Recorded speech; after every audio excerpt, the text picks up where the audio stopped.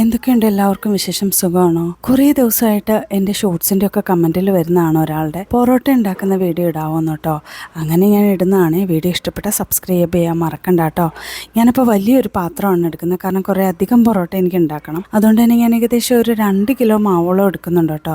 2 kilo മാവിൻ്റെ കണക്കാണ് ഞാനിപ്പോൾ പറയുന്നത്. ഈ ഒരു സ്പൂണിന് ചെറിയൊരു സ്പൂണാണ്, സ്പൂൺ ഫുൾ ഓഫ് ഞാൻ ഉപ്പിടുന്നുണ്ട് കേട്ടോ. ഉപ്പ് ആവശ്യത്തിന് നിങ്ങളുടെ ടേസ്റ്റ് അനുസരിച്ചിടുക. സോഡാപ്പൊടിയല്ല ഞാൻ യൂസ് ചെയ്യുന്നത് കേട്ടോ, ബേക്കിംഗ് പൗഡറാണ്. അതും ആ ഒരു സ്പൂണിന് ഫുള്ളായിട്ട് ഇടുക. പിന്നെ ഞാനിതിൽ എക്സ്ട്രാ ആഡ് ചെയ്യുന്നത് ആ സ്പൂണിന് 2 സ്പൂൺ പഞ്ചസാരയാണ്. എന്നിട്ട് നന്നായിട്ട് ഈവനായിട്ട് മിക്സ് ചെയ്യണേ.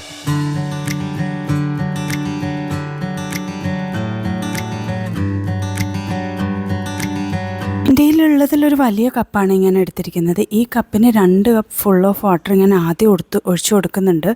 ആവശ്യത്തിനനുസരിച്ച് നമുക്ക് വെള്ളം ചേർക്കാം കേട്ടോ, അതിൽ വലിയ കുഴപ്പമൊന്നുമില്ല. പിന്നെ ഞാൻ കറക്റ്റ് 2 കിലോയ്ക്ക് 2 മുട്ട തന്നെ ചേർക്കുന്നുണ്ട്. 1 കിലോ മാവേ നിങ്ങൾ എടുക്കുന്നുണ്ടെങ്കിൽ 1 മുട്ട ചേർത്താൽ മതി കേട്ടോ. അപ്പോൾ 2 കിലോയോളം എടുത്തിട്ടുള്ളതുകൊണ്ട് തന്നെ ഞാൻ 2 മുട്ട ചേർത്ത് നന്നായിട്ട് ഇത് വെള്ളത്തിൽ മിക്സ് ചെയ്യുന്നുണ്ടേ.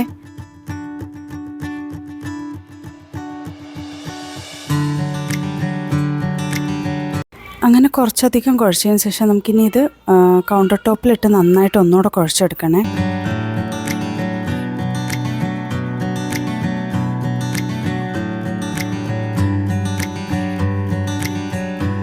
എത്രത്തോളം കുഴയ്ക്കുന്ന അത്രത്തോളം നമ്മുടെ പൊറോട്ട നന്നായിട്ട് വരുവേ. ഇപ്പോൾ ഫസ്റ്റ് ഞാൻ കുഴച്ചപ്പോൾ ഈ ഒരു സ്ട്രക്ചറാണ് വന്നതെങ്കിൽ കുറച്ചുകൂടെ കഴിയുമ്പോൾ എൻ്റെ സ്ട്രക്ചർ മാറുവേ. ഞാനാണെങ്കിൽ ഈ ഒരു പാത്രത്തിലേക്ക് തന്നെ വീണ്ടും എടുത്തിട്ടിട്ട് ആ മാവിൽ കുറച്ച് എണ്ണ ഒഴിച്ചിട്ടുണ്ട്, കാരണം കുറച്ച് നേരം അതൊന്ന് സോഫ്റ്റ് ആവാൻ വെക്കണം. നന്നായിട്ട് എണ്ണ തടവിയിട്ട് അത് കഴിഞ്ഞിട്ട് നമുക്ക് തുറന്ന് നോക്കാം കേട്ടോ. 1 മണിക്കൂറോളം ഞാൻ വെച്ചിട്ടുണ്ടായിരുന്നു. 1 മണിക്കൂർ നിയർലി ആണ്.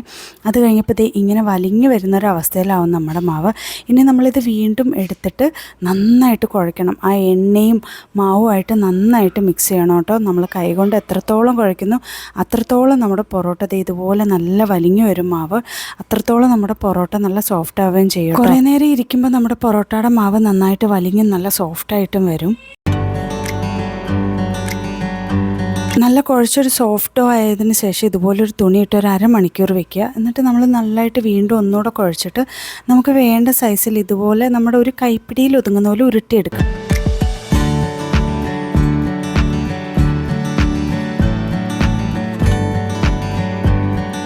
ഇതുപോലെ എല്ലാ ബോൾസും ഞാൻ ഉരുട്ടിയെടുത്തിട്ടുണ്ട്. നിയർലി ഒരു 40 പൊറോട്ടയ്ക്കുള്ള മാവ് ഞാൻ സെറ്റാക്കിയിട്ടുണ്ടായിരുന്നു കേട്ടോ. എന്നിട്ട് നമ്മൾ വീണ്ടും കുറച്ചുകൂടെ എണ്ണ തടവി കൊടുക്കുക. അതിൻ്റെ മുകളിൽ നന്നായിട്ട് എണ്ണ തടവിയിട്ട് കുറച്ച് നേരം കൂടെ റെസ്റ്റ് ചെയ്യാൻ വെക്കുക. അത് കഴിഞ്ഞിട്ട് നമ്മൾ പൊറോട്ട പരത്തുന്ന ആ ഒരു കൗണ്ടർ ടോപ്പൂടെ നന്നായിട്ട് എണ്ണ തടവുക. എന്നിട്ട് കൈകൊണ്ട് ഇതുപോലെ നന്നായിട്ട് പ്രസ് ചെയ്ത് കൊടുത്തിട്ട് വീശി അടിക്കാൻ അറിയാവുന്നവർ വീശി അടിക്കുക കേട്ടോ. ഞാൻ കുറച്ച് നേരം വീശി അടിച്ച് പിന്നെ കൈവേദന വന്നപ്പോൾ ഞാൻ നമ്മുടെ റോളർ വെച്ചിട്ട് റോൾ ചെയ്ത് വലിച്ചെടുക്കുമായിരുന്നു കേട്ടോ. തോളുവേദന നന്നായിട്ട് എടുക്കും. അത് കഴിഞ്ഞിട്ട് നമ്മൾ ഇതുപോലെ മുറിച്ചിട്ട് ഒരു വിരലിൻ്റെ നടുക്കിൽ വെച്ചിട്ട് ഇതുപോലെ ചുറ്റിയെടുക്കുക. ഇതെല്ലാം ഇതുപോലെ തന്നെ ചെയ്തെടുക്കണം.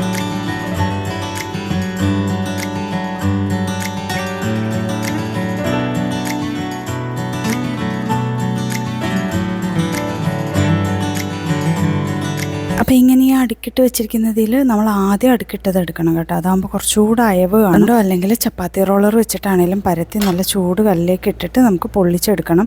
ഇതിലേക്ക് കുറച്ച് എണ്ണ തൂവി കൊടുക്കുന്നത് നല്ലതാണ് കേട്ടോ.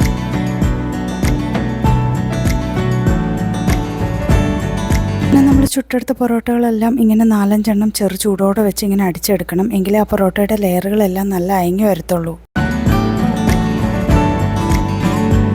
അപ്പോൾ വീട്ടിൽ തന്നെ നല്ല അടിപൊളിയായിട്ട് നമുക്ക് അടിച്ച പൊറോട്ട ഉണ്ടാക്കിയെടുക്കാൻ സിമ്പിളായിട്ട്. വീഡിയോ ഇഷ്ടപ്പെട്ട എല്ലാവരും സപ്പോർട്ട് ചെയ്യാൻ മറക്കണ്ട കേട്ടോ.